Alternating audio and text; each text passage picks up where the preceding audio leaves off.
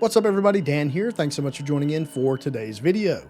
So today I'm going to be giving you my review of the VNM Simulation Lite pedals. I've actually been testing these for a few months now, and now I'm ready to give you my review. A little disclaimer here, these were sent to me by VNM Simulation for free, but they had no input on what I say or how I produce this video. All of the views and opinions that you hear me say are in fact my own. I was not paid for this review, and they will not see it before you guys do.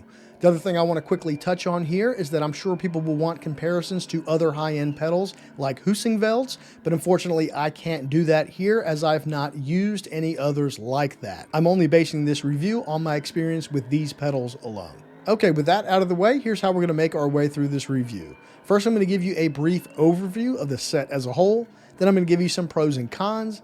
Then I'm going to take a closer look at each individual component so you can see them up close. And then of course, at the end, I'll give you my final thoughts. All right, so let's hop into the overview here. So these are available as either a 2 or 3 piece set. They're available through various distributors around the world depending on where you live. If you're here in the United States like I am, they are available right now for purchase, and you can get them from simmotion.com, and I'll put that link in the description below. If you go with the 2-piece throttle and brake set, it's going to cost you about $365 US. If you decide to get the clutch as well, that's going to cost you about $430 in total. And then if you want a heel plate also, you're going to add another $90 to that. So if you check all the boxes, it's going to set you back about $520. Now, if you are in other parts of the world, you're going to want to check your local distributors for pricing and availability. Unfortunately, it is possible that they may not yet be available in your area, but VNM has told me that the end goal is to have them available everywhere. Regardless of whether or not you go with a 2 or a 3-piece set, they both come with the same exact brake, and that brake has a 200 kilogram load cell. So in a nutshell, these are a stripped down version of VNM's standard pedals. And if you're not familiar with those are a very high end, but very expensive set of pedals. If you check all the option on those, you're going to look at spending about $900. So they are very, very expensive, almost $1,000. And what VNM tried to do with these here is to try to get you most of that experience of those standard pedals, but give them to you in a smaller, cheaper, lighter package so that they're more affordable. Now, I want to make sure you don't let the word light mislead you here, because while technically they are a downgrade from the standard pedals, they're not that far from them, and they are an extremely high quality and very heavy duty set of pedals. I would certainly give these the title of professional grade. To give you a little of my own perspective here, the nicest pedals that I've ever had were a fully upgraded set of Club Sport V3s, which were fantastic, don't get me wrong, but they are nowhere as impressive as these Lite pedals. Now I'm going to take a minute to talk about how these differ from the standard pedals. So generally they have a slightly smaller footprint and size. Also, they're primarily made of steel here instead of where the standard pedals are made of all aluminum. Also, these are not going to be compatible with VNM's damper kit, which is made for their standard pedal. But outside of that, they're actually very similar. And keep in mind that these changes they made to these lights were intentional design decisions to help lower the cost so that they're more affordable and can be purchased by more people. Now, to get full control of the pedals, you'll need to download VNM's user interface. It's basically the control panel for all of VNM's hardware. They've got shifters, I believe they've got a wheel coming out, and quite a few other things. And this control panel is going to handle all of that stuff, including the pedals. Now, it works just fine, but it's a little bit clunky, and it appears pretty dated, even though I think in reality it's actually a fairly new piece of software. So it would be nice if maybe they'd freshen it up, give it a new appearance, but it still works at the end of the day, so it's not a huge deal. And speaking of this control panel, you're definitely going to want to add some dead zones to these pedals. All 3 of them are extremely sensitive to inputs, which is good, but it also means that you're going to have to add some dead zones to make sure you don't have any accidental inputs that you don't mean to happen. So for the throttle and the clutch, I added an upper and a lower to both. And then the brake, I got away with just adding a lower. And once I got that all dialed in, they're awesome, very sensitive. They work well, but I'm not accidentally applying pressure to them when I didn't want to. Because literally you could almost breathe on them out of the box and it would sense that you pressed on the pedal. So that's just something to keep in mind. You're definitely going to need to add some dead zones. Another thing that I actually found pretty interesting about the control panel is that when you plug these Lite pedals in, it recognizes them as the standard V1 pedals. So I believe that internally it's using all the exact same sensors, it's definitely using the same load cell, and they're so similar to the standard pedals that the software doesn't even know that they're different.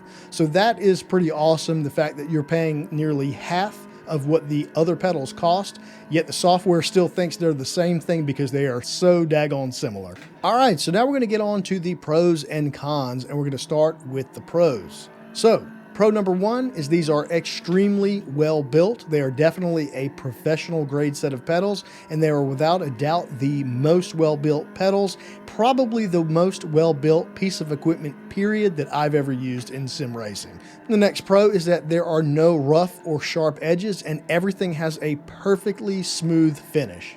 The key moving parts here, like bearings, are still made of aluminum, just like the standard pedals, to maintain long-term reliability. Each pedal has a ton of adjustability, and we'll talk more about those specifics when we take a closer look at each item later. The throttle and clutch use 24-bit sensors that are enclosed in a housing to keep them safe and secure and make sure no dust or debris causes any problems. As I said earlier, the brake pedal here utilizes a 200 kilogram load cell, so you can pretty much make these as stiff as you want without any issues. The brake pedal also comes with various different springs and elastomers to dial it into your preferred feel. The included controller box is mountable, and I also believe it is overbuilt, so you shouldn't have any issues with connection or anything like that. And lastly, the kit comes with a small set of complementary tools, and that is very nice. It's always a pro when something you buy comes with tools, and this does come with it, so I will say that is a pro here. However, like I always say, if you're gonna dive really far into sim racing, I always recommend that you get yourself a good set of tools, because it's gonna make your life a lot better as you start putting things together and mounting things to your rig. But that being said, this kit does come with some tools. That is great. I really appreciate it, and that is a pro. And now, of course, just like anything else, there are for sure cons here, and we're gonna go through those now. So the first con here is that these don't come standard with the heel plate at the base price. So if you want them here, you're gonna have to pay that additional 90 or some odd dollars to get the heel plate. So the first con is that it doesn't come with it. The next con here is that I wish the throttle pedal was a little longer. Now this may just be a personal preference, but at least for me, I do wish that it was not only longer, but extended a little bit closer to the bottom of the pedal itself.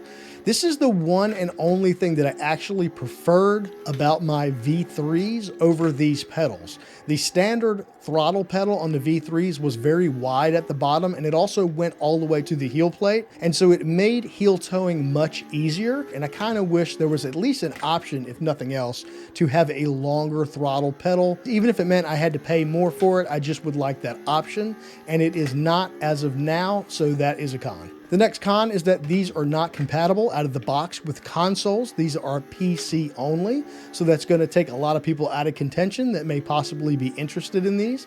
Now, it may be possible to make these work with something like a drive hub, but I have not personally tried that. So you're going to have to do some research and see if you can get that to work. But out of the box, that is a con, that these are not compatible with any consoles. These are PC only. All right, so with the pros and the cons out of the way, we're now going to go put them on the table. We're going to take a closer look at each of these items individually. All right, guys, so now we've got the stuff up on the table, and we're going to take a little bit of a closer look, and I'm going to run through some key points that I want to point out and some adjustments you can make and stuff like that on each pedal. We're going to try to run through this kind of quick, so I don't want this review to get too long. But before we look at these individually, I'm going to first run you through real quick some other stuff that comes in the box. So this is the USB cable that comes in the box.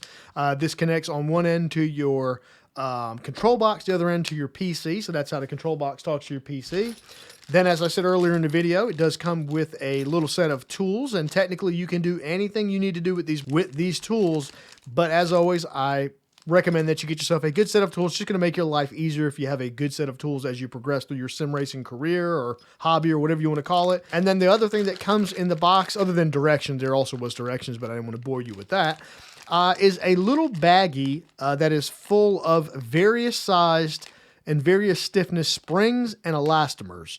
And these are going to be used to interchange and change the stiffness or the softness of your brake pedal. And there are a lot of different variations. You're just going to have to interchange these, try out different settings, and find one that you like. For me, the brake pedal was a little bit stiff, a little bit too stiff for me out of the box. I like some movement and some softness in my pedal so I can modulate it a little bit better. I know that's not everybody's thing, but for me, it was a little bit too stiff. I ended up trying a bunch of settings and landed on what I have in there now, which is pretty soft, to be honest, but I like it that way. But likewise, it comes with enough springs and elastomers that if you would rather have it stiff, you can do that too. You really just got to play with it and kind of figure out what you want. So there's plenty of stuff to figure that out. Now we'll take a little quick look here at the controller box. So each pedal itself and a handbrake, and I believe a shifter as well, is going to plug in individually into this controller box, and then the USB cable I showed you earlier is going to plug in right here, and then that one single USB cable is going to go to your PC. So your peripherals here plug into the control box, and the control box plugs into the PC, and this is what is talking to the software and the sim and all that stuff. It's also talking to the control panel, which I touched on earlier in the video. There's not a whole lot going on here. It is pre-drilled at the bottom, so it would sit like this. You had seen this in earlier clips in this review where I had this mounted to my rig. This is going to mount very easily to a profile rig, but also likewise, you can get this to mount to pretty much anything, and that's what you're going to want to do. You're going to want to mount this somewhere close where you can keep your cable management tidy. But yeah, this controller box just got their logo and their name on the front of it. There is a switch here that the top side of the switch says run, the bottom side says DFU. I'm going to be honest with you, I don't 100% know what the DFU is for. I'm guessing maybe that's a mode you switch it in, or they switch it in the factory to maybe update firmware. Honestly, I don't really know. I just know that it came default in the run setting. That's what I left it in, and I had no issues and everything worked flawlessly, so I recommend that's what you do too. And then just on the back here, it's just got some serial numbers. If you're curious about that kind of thing, you can zoom in and take a look at it. All right, now we're going to move first into the throttle pedal alone, but before we just look at the throttle pedal, I want to show you something with these together. So I mentioned earlier in the video that both the throttle and the clutch pedal utilize 24-bit angle sensors, and I just wanted to show that to you. So I've left the cover, the like the safe guard or the dust cover or whatever you want to call that, I've left it on this pedal, the clutch, but I've removed it here on the throttle pedal, just so you can get a good look at that angle sensor. And I don't recommend you doing this because it could potentially void your warranty, but I just wanted to go ahead and pull it off just so you could see what it looks like. And that's with the sensor out in the open, and this is the sensor with the cover on it, and that's the way you're going to want to keep it. So now I'm going to slide this out of the way, and we're just going to touch on some things with the throttle pedal here. So a lot of the stuff I'm about to tell you is the same across the board for all three pedals here. And so those are the things I'm going to go over first, and I'm not going to go over those again for the other two pedals because that is a waste of your time. All three of these pedals have angular adjustments on the bottom, front, and rear. So this adjustment, the whole pedal itself, the whole mechanism here this angle can be changed. It can be changed by adjusting where this bolt is up front and where this bolt is in the back. And if you can see this, there are two choices up front, 2 holes up front and 4 in the back. That is the same for all three pedals, and that means it has a combination of 8 different settings for angle adjustments. So you should have no issues getting these dialed in exactly how you need them on your rig, depending on what rig you use. Also, these aren't exactly the same, but they all three have adjustments on the throw of the pedal. So how far the pedal will go before it bottoms out. And that adjustment is made with these 2 bolts here.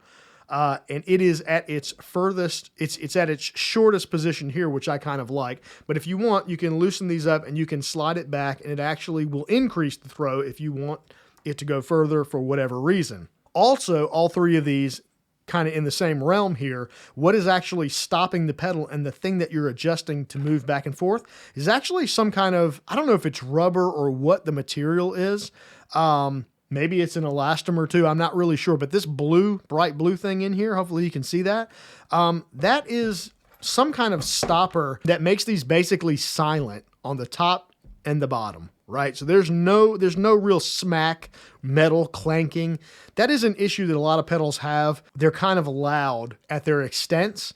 But they've done a really good job here making sure that these are quiet. So yeah, so that kind of serves two purposes. That quiets all three of these pedals down, and also there's some adjustment there for the throw of the pedals. And that, again, is going to be the same across all three. The throttle and the clutch pedal, again, you can get it to stand further straight up, or you can bring it back where it is now. And those adjustments are made with these bolts right here. So you just loosen these up and you're going to pivot this shaft. And depending on where you pivot this shaft, it's going to push the pedal out further or in.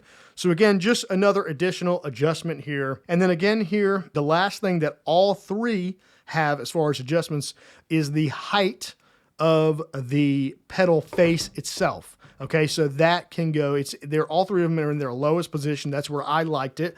But you can see this groove right here. If you loosen these bolts here, or these screws here, you can raise or lower the pedal faces also. So all three pedals have a ton of adjustment to get these things exactly how you want them. I mean, I can't possibly see a scenario here where there is not enough adjustment to make everybody happy. That's one of the spotlights or the highlights of these pedals for me, is the fact that there is just so much adjustment on each one of these pedals. So that's going to be it for things that are the same across the board. Now, for the throttle pedal, you can adjust the preload, and adjusting the preload of the spring is going to adjust how stiff the throw is. So if you spin this way, and you tighten up that preload, it's making this black spring stiffer, which in turn makes the throw of the throttle stiffer. So if you like a stiffer throttle pedal, that's how you're going to do that. Likewise, if it's too stiff for you, you can reduce this screw right here and soften up the preload, and that's going to make a softer pedal. So it's all going to be up to you. It's totally adjustable here, and you're going to have to play with this stuff and figure out what you want. So now we're going to slide this one out of the way, and we will bring in the clutch pedal, which is pretty similar here. It's not completely different, but whereas the throttle pedal, its pivot point is kind of facing down into the back of the pedal here, and it's just a direct input. This has got this mechanism here, and forgive me, I don't even know what to call this because I'm not very fluent in all this engineering kind of stuff. But what this bracket you're seeing here, what it is for, and what it does a very good job of, honestly, is giving you the sensation of a clutch's engagement point. So there's also a spring here, which you can adjust the preload, just like the throttle pedal. Now, I'm not going to mess with this because I have got this dialed in exactly like I want it, and it took me a while to get this just like I wanted it, so I don't want to redo it, but it works just like the throttle that I just showed you. But what this does is, if we pretend like this is my foot, there is a constant tension on this as I press. It's the same pressure that I need to apply all the way, and then you get to a point and it just drops. All right. So there's pressure, and then it just drops, right? And it's easy to keep it here. Like it would be hard for me to keep my hand at this. You see, it's kind of shaking because it's kind of hard to keep it at this spot. But once you get past that point where the spring gives, then I could hold it here all day. Now that is, in a sense, how the clutch on a real car works. There is an engagement point. If you've ever driven a real manual transmission, there's an engagement point, at least in most older cars. Newer cars on the market feel pretty soft throughout their throw. But if you've driven maybe an older car or a performance car, there is a give at a certain point, and we often call it the bite point. So it's where the clutch actually engages, and that is what this bracket is trying to give you the feeling of. Now, does it work? Yes, it does work. And there's definitely a sensation that you feel in your foot between the initial throw and where it gives. Is it the exact same feeling of a real clutch? No. But to be honest with you, I don't know that there is a way ever. You know, if any manufacturer pulls this off perfectly, I'll be very surprised, because it's going to be very hard for any manufacturer to fully give you the feeling of that clutch bite. But this is the closest that I have personally felt. It feels very good. The issue with things like this is that the software has no way of knowing where that bite point is on this tool that you're using. So just because in your foot you're feeling this give, right? And I can even feel it perfectly with my hand. Even though you can feel that here, it's only going to be an immersion thing. There's no way to translate that point and this mechanism to the sim itself. So they're still disconnected. In a perfect world, the clutch on the sim would engage perfectly at that bite point, but that's just never going to happen. I mean, that's nearly impossible. But for an immersion standpoint, this feels very good. Again, it's not exactly like a real car, but it's about as close as you're going to get. It's definitely as close as I have ever felt, and I think they really do a good job of it. And, you know, it took me a while to get this thing dialed in perfectly to where I want it, and now I think it feels just about perfect for me. But again, just like anything here, you're really going to have to play with these and dial them in to where you want them specifically, because probably what I like isn't the same as what you like, but that's how you do it. That's how it works. And I think overall, it's definitely the best clutch pedal I've ever used in sim racing, for sure, without a doubt. And I think most people would absolutely love to use this, and it's a fantastic piece of equipment.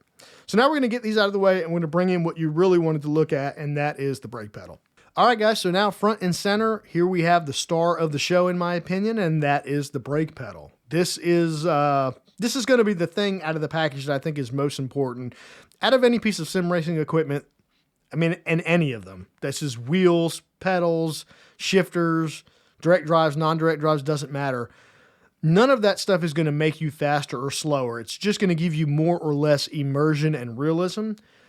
But the brake pedal doesn't fit into that category. A brake pedal, and a load cell specifically, is, in my opinion, the only thing that can have a drastic effect on your performance and your lap times. A load cell brake is going, and not just this one specifically, any load cell brake is going to allow you to be much more consistent because you're using muscle memory, since the load cell measures pressure as opposed to distance in an angle sensor or potentiometer or something like that.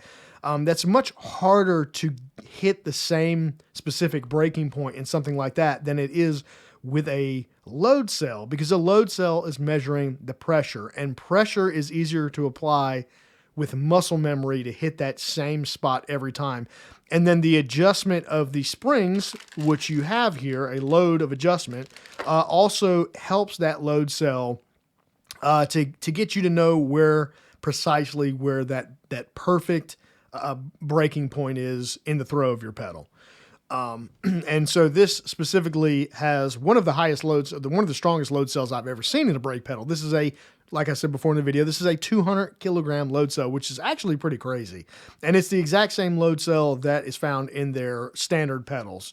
And like I said earlier, the fact that they use the same exact sensors here in the cheaper pedals that they do in their more expensive pedals lets you know that even though these are cheaper, they definitely had quality and performance in mind, right? So maybe they did not skimp out, but they intentionally used some cheaper overall materials, but where they didn't cheap out is the important parts, like the sensors and the load cell and stuff like that.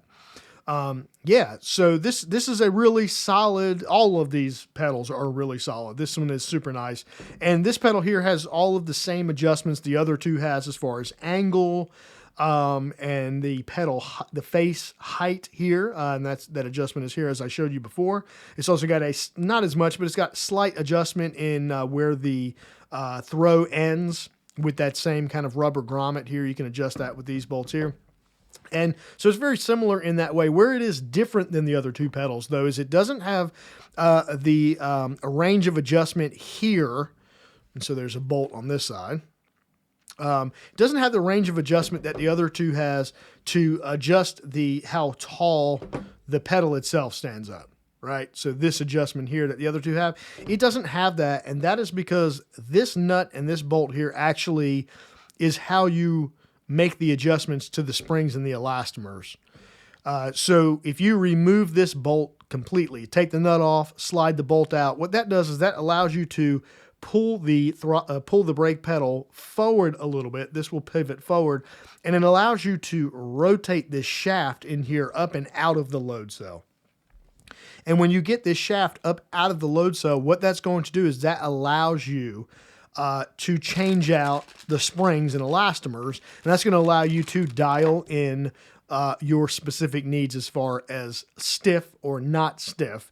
And then it's the reverse of that. You stick it back in there, throw the bolt back in, try it, rinse and repeat until you get your preferred feeling. Now, personally, out of the box, this was a little bit too stiff for me. I prefer to have some movement and some throw in my brake pedal.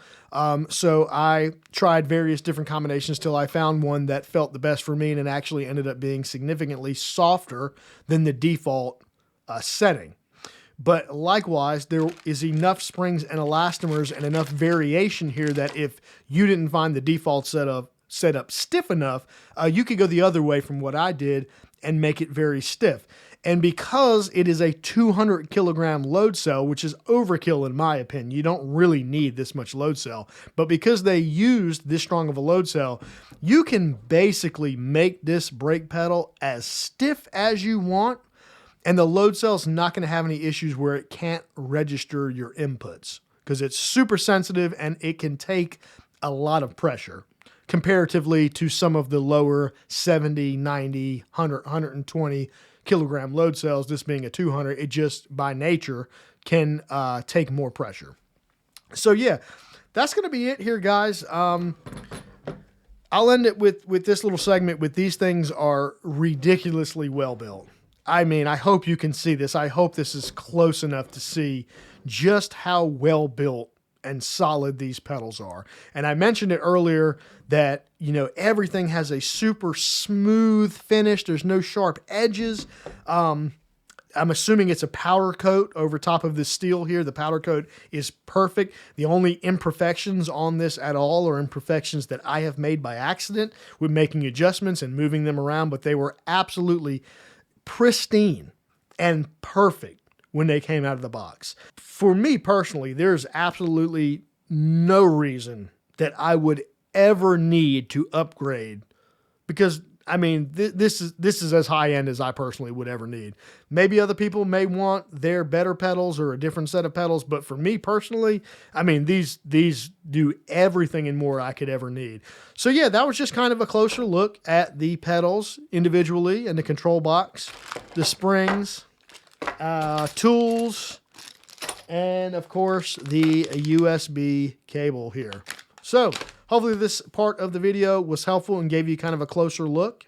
If I accidentally left anything out of this, please let me know in the comments and I'll be glad to answer anything that I didn't hit on here. So with this part out of the way, we're going to head on back to the main part of the video, and yes, we'll talk to you there. All right, so now we're going to move on over to my final thoughts here. So there is no doubt that these are a fantastic set of pedals. I do believe they should be considered professional grade because they are that good. And even though they are actually less expensive than the standard pedals, they are still very expensive in my opinion. $500 is a lot of money to spend on a set of pedals. So it is going to be up to you whether or not you can personally justify spending this much money on a set of pedals in general. But if you can justify the price and you buy these pedals, you will certainly, without a doubt, have yourself a damn good set of pedals that I do think is worth the money, and you will probably never ever have to replace them because they are simply built that good. Also, if you don't need a clutch or a heel plate, the two-piece throttle and brake combo is absolutely a no-brainer at $365. Now, look, I was sent these for free, so I'm obviously going to use them, but complete honesty here, if I was going out to purchase these myself right now with my money, this is the combo I would go with. I would pay $365 for a brake and a throttle and not even worry about anything else, and I would feel very happy spending that much money for a fantastic brake and a fantastic, highly adjustable set of pedals. So this has been my review of the VNM Simulation Lite pedals. I truly hope that this was helpful in your search for sim racing pedals. If it was, please consider hitting that like button and hitting that subscribe button if you are not subscribed. We have loads more awesome things that we're testing and reviewing, and it's all going to come out very, very soon. So join the family here if you are not, because I'm really looking forward to 2024, and I hope that you guys will join us for it because it's going to be an awesome time. So as always, guys, I really appreciate you watching the video and checking out this review here. As always, thank you very much, and I will talk to you guys in the next video. We'll see you later.